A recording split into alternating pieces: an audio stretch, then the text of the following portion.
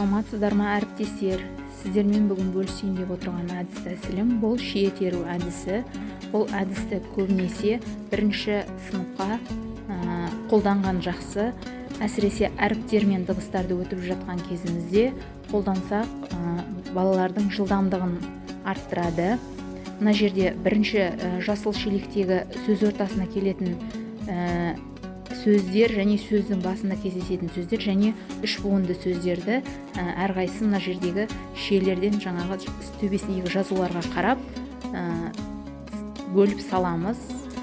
Сөздің ортасында келетін болатын болса, бізде мысалы мынау диван, автобус және трамвай. Енді сөздің басында келетін болатын болса, бұл бізде велосипед, вокзал, вагон және үш буынды сөздерге мысалы волейбол. Осылай бөліп салуға болады.